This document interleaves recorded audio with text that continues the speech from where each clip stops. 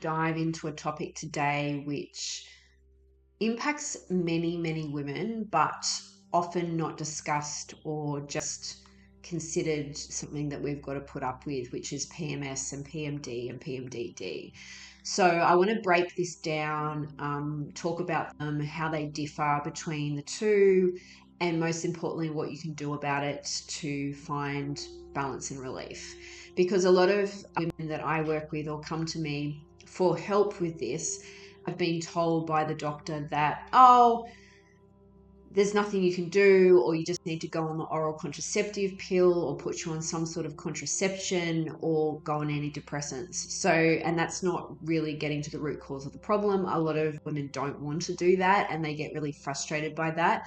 But I think it's really important to just point out that when we go to the doctor, because they don't look at the root cause of issues, they're really only looking, they don't have very many tools in their tool belt. So because nutrition and lifestyle and stress and trauma and lifestyle interventions and preventative medicine is not considered for the most part, they really don't have any tools in their tool belt except for, particularly with hormone issues, go on the pill, go on contraception, or go on antidepressants. That's it, or we'll refer you on. So I'm going to unpack this today, and hopefully walk away from this going, yeah, okay, all right, I feel more empowered and I feel like it's not something I actually have to put up with. So first of all, what is PMS? PMS stands for premenstrual syndrome, and it refers to the physical and emotional symptoms that a woman will experience 1 to 2 weeks before her period. Common PMS symptoms include mood swings, bloating, cramps, fatigue, breast tenderness, food cravings.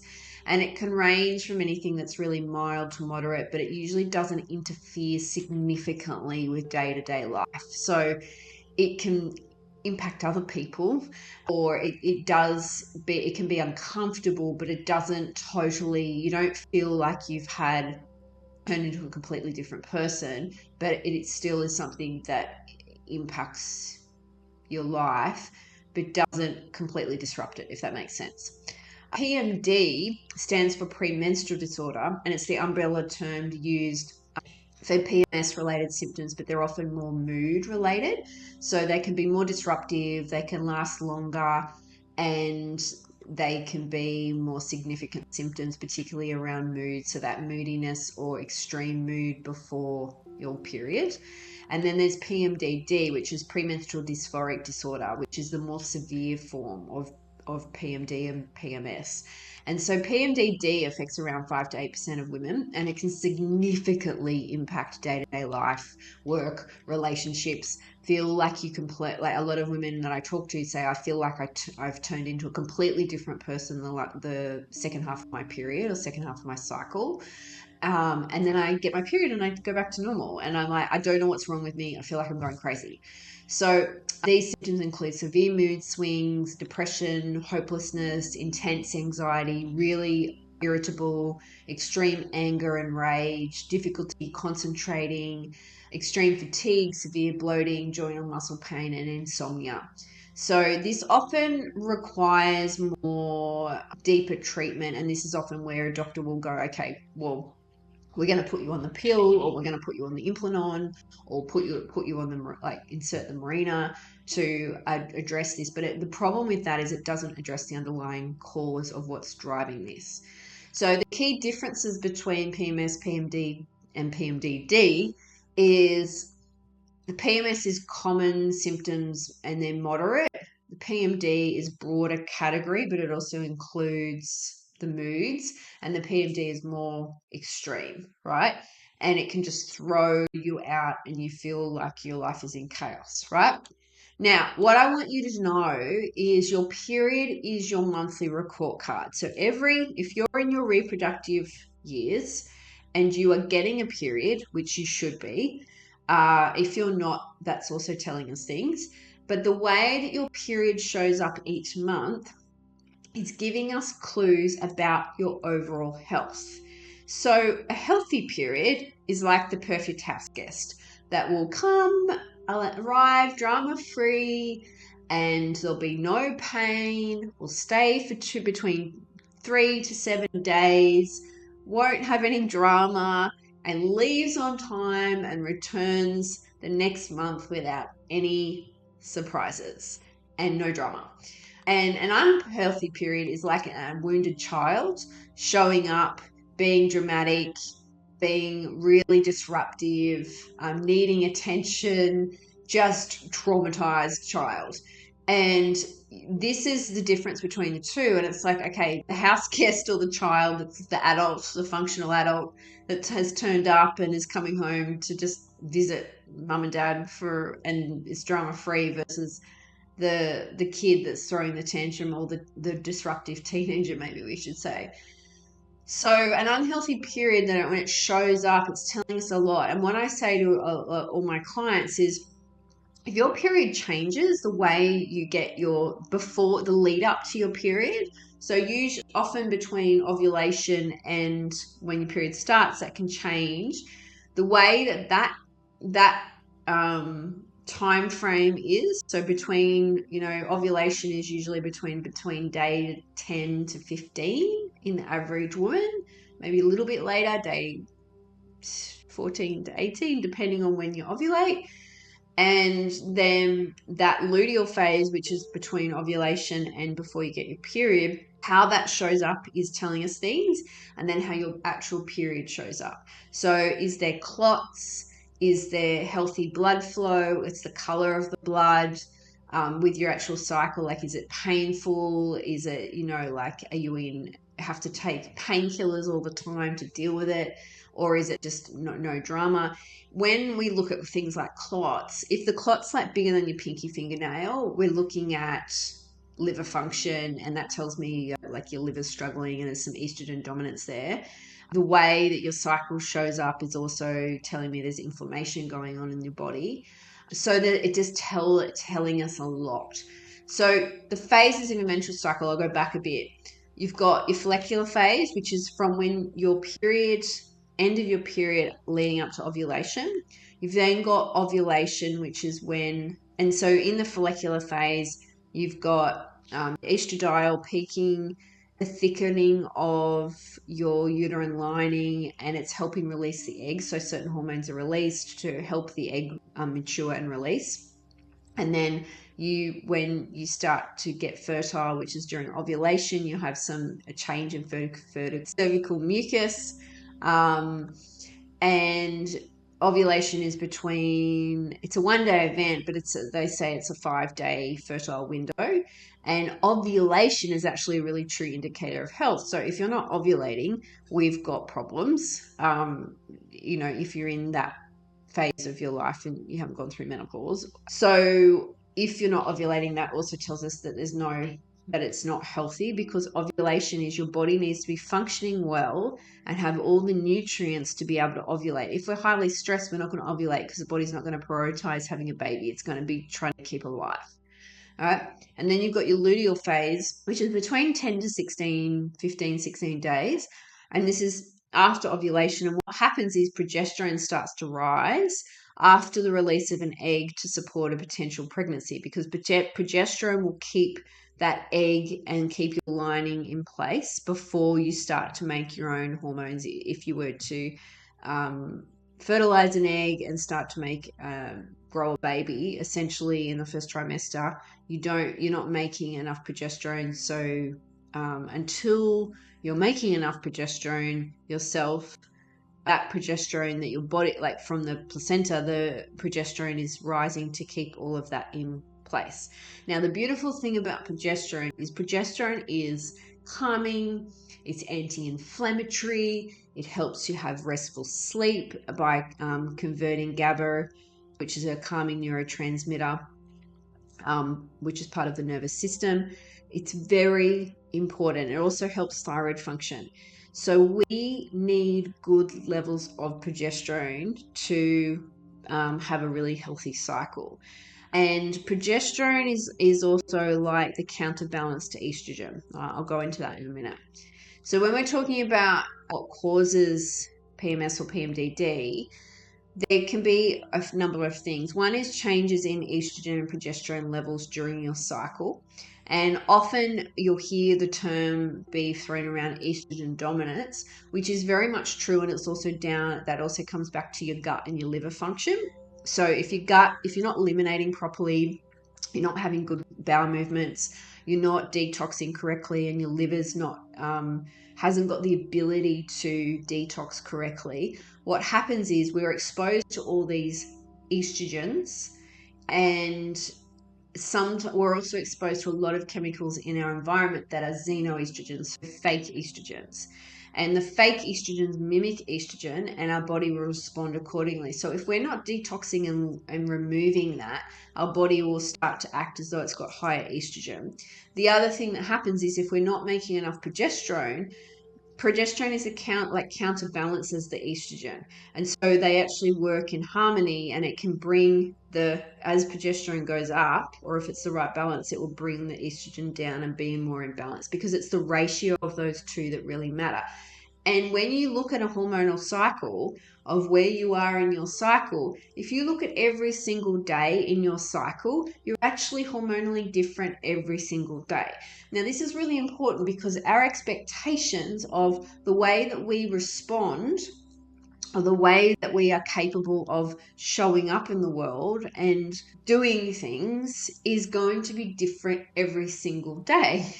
Except the problem is that we've been conditioned to function in a man's world whose hormonal cycle is a 24-hour clock, not a 28-day, 4-week clock. And so we are different hormonally, and we're comparing ourselves to men. This happened to me. I was like comparing myself to my partner at the time, going, why can't I get up? Why can't my brain work early in the morning? He could get up and like just power through work and get shit done. And I just was not programmed like that. And I noticed different times of my month, I was like, just didn't have the capacity for it. And when I actually started to understand this, it changed the game for me, because I stopped being so harsh on myself. And I went, oh my God, I've got different superpowers at different times of the month. I have to learn to start to use this to my advantage. That's also really important. But we need those levels and so we look at the hormones, and we've got different hormones depending on where we're at. But the thing that is the big driver of PMS and PMD is not enough progesterone production and too much estrogen. They're the two big things. And so this can really impact it, but that goes hand in hand with your gut health and your liver health, right? The way that I explain liver health is, imagine you've got 3 lanes of traffic going into one. What happens when you've got 3 lanes of traffic going into one? You're driving on the freeway, and all of a sudden everything comes to a stop. And that's what happens with the liver. If the liver doesn't have the core ingredients to actually convert, because what happens is you have to convert things in phases for it to be able to then be packaged up and then sent out via bile and into your gut to be excreted out through poop. And so if you don't have this process, we want 3 lanes of traffic just going out and clearing out. But if you don't have the ingredients for that to happen, which is vitamins and minerals, this becomes a problem, and you've got 3 lanes of traffic going to one. So when you've got all this excess estrogen going around your body's like, okay, I don't know what to do with this. We'll just send it back around and we'll deal with it later. And one of the big things that can be really estrogenic is alcohol, because alcohol, your liver is always going to prioritize detoxing alcohol over everything else. And if you're struggling with a lot of hormonal issues, it's often because if women are drinking a lot of alcohol, the body will be like, that's a definite toxin. We need to get that out first, and the other stuff's not as important. All right, so it can be estrogenic. Vitamins and minerals deficiencies play into this is really important. Knowing what particular minerals that are really important for your liver detoxification. So, for example, you need molybdenum, you need selenium, you need sulfur for your liver detoxification pathways to work really well. The other thing that's really important is serotonin, and serotonin is made in our gut. So if our gut health, and most of it is made in our gut by our microbiome, and we need good levels of serotonin to enhance our mood. And so also a dysregulated nervous system. So if we're in the constant state of fight or flight, that will intensify all of our symptoms because we're in alarm. And when we're in alarm and we're making huge levels of cortisol, that creates high level of inflammation in the body. And inflammation is one of the other things that drives PMS and PMDD, right? So there's not just one thing, there's lots of different things, but there's also lots of things you can do. So first of all, you need to, if anyone's struggling with this and is experiencing PMS symptoms and PMDD, first of all, you need to get some testing done to see what is actually happening for you. And so some of the testing that I like to do with when people have got PMS and PMDD is looking at their mineral levels. And I do this predominantly through blood tests and also hair tissue mineral analysis, looking at what minerals the body is required. I also like to look at the thyroid because our thyroid needs to be working well for us to have a healthy ovulation, right? And sometimes then looking at your progesterone levels, your estrogen levels, other hormone levels as well. But it's not the only thing I look at because you can't look at ovulation, you can't look at all the other stuff without looking at your thyroid and without looking at your vitamins and minerals. Progesterone is really important. It's probably one of the most important things that I want to see at the right time of your cycle. What's the right time of your cycle? Okay, if you are ovulating, it would be 7 days after ovulation because progesterone peaks 7 days after ovulation. The thing that is tricky with this is not every woman will ovulate on day 14 of her cycle. So some women will ovulate a little bit earlier and other women will ovulate a little bit later. And knowing this can be a little bit more challenging. I think now a lot of people are getting better at measuring this through devices and aura rings and things like that, and there's some really good thermometers out there that can help you measure it. But knowing that is really important, and measuring your progesterone levels and looking at that is going to be really important to make sure that you are making adequate levels of progesterone. There's certain minerals that we actually need to make progesterone, for example zinc. And if we don't have adequate levels of zinc, we will not be able to make good levels of progesterone. The other thing that can impact our estrogen and progesterone balance is copper. And copper is something that often comes up with people. And if someone is presenting to me with PMS and PMDD symptoms, I often think about copper because copper is estrogenic. And copper will, where copper goes, estrogen will follow, and where zinc goes, progesterone will follow. And so those two minerals are actually our hormonal balance, and they need to be in balance. So in order for our estrogen and our progesterone to be in balance, we need our copper and zinc to be in balance, right? Often, if you get it tested in blood, copper will not show up high because it's stored in the tissue. And also what I have experienced is even when you test people's hair tissue testing, someone can be in front of me and presenting with like typical high copper symptoms. So if you've got PMS, PMDD, I'm immediately thinking about high copper. They test mine, come back and copper might be okay because their other minerals in their test are not adequate and they're not detoxifying properly. It's stored in the tissue and it's not being excreted. So what can happen is as you start to treat someone and start to work through the detoxification pathways, is they can actually start to, then you retest and copper will be high. So that's also something to note. But if you test the blood, it doesn't always come up, right? So also looking at like liver, what do we need to support the liver? From a diet point of view, things that contain sulfur. So your sulfur containing vegetables is really important. So all your cruciferous vegetables, broccoli sprout powder is really powerful to have high levels of sulfur to be able to help your liver detoxify. Also nourishing the gut, eating in a way that's going to heal the gut and eating lots of good healthy fats. So removing gluten from the diet, reducing any inflammatory foods from the diet, all of those things that's going to help heal the gut and help with absorption of minerals as well, which is good levels of stomach acid.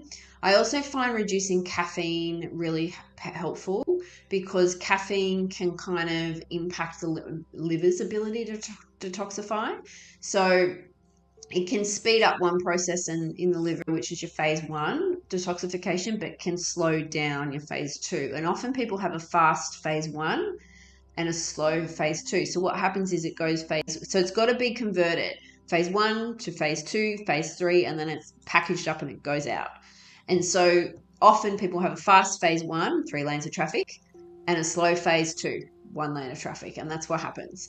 And so we don't want that. We want to support things with phase 2 detoxification, and having caffeine can often, and particularly coffee can have, because it's high amounts of caffeine, will really, it kind of like upregulates that phase 1, which is not what we want. We actually want to really make sure that phase 2 is going well. So things like your milk thistle and your liver supporting herbs, your high sulfur containing vegetables is really important.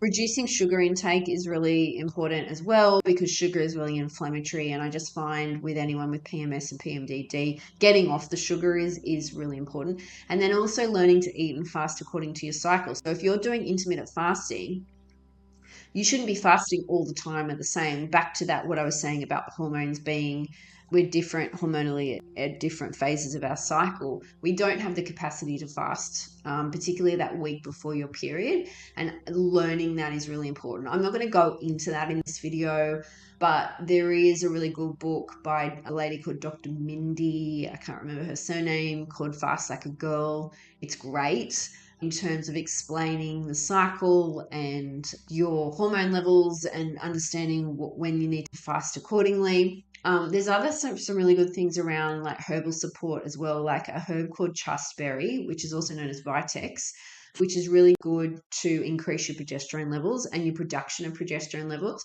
Because one of the things that happens is if we've been on oral contraceptive pill, that actually stops the communication from your brain to your ovaries. So your hormones go totally offline. And then we don't have that ability for our brain to communicate to our ovaries to make progesterone. And that's often what happens. And our progesterone levels are low, also because of things like zinc. So using a herb called chasteberry or Vitex to actually increase that, it's been very effective, and it's been shown in lots of clinical research to be very effective and can work very well. And you actually can turn a cycle around quite quickly in about 3 to 4 cycles. So even in primrose oil is also really good. Liver support, adrenal support. So herbs that actually support your adrenals to help your adrenals recover.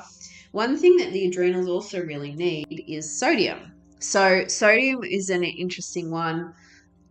Our adrenals use a lot of sodium. A lot of people don't have enough sodium in their diet. And when I'm talking about sodium, I'm talking about good quality salt, like Celtic sea salt, and adding that into things like your water, to like a lemon water in the morning, a pinch to support your adrenals, because the little adrenals like to use a lot of sodium. So knowing those types of things, different herbal support, there's different things that can really help the adrenals. Ashwagandha is a really beautiful herb to actually help the adrenals regulate.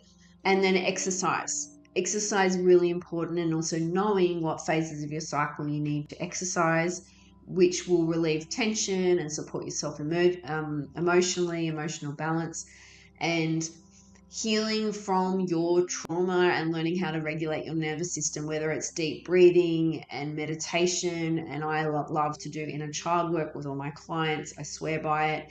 Learning to really work through those things where that is causing us to operate with that background alarm and that constant on mode, which causes a lot of inflammation in the body and will exacerbate the anxiety and the PMDD symptoms.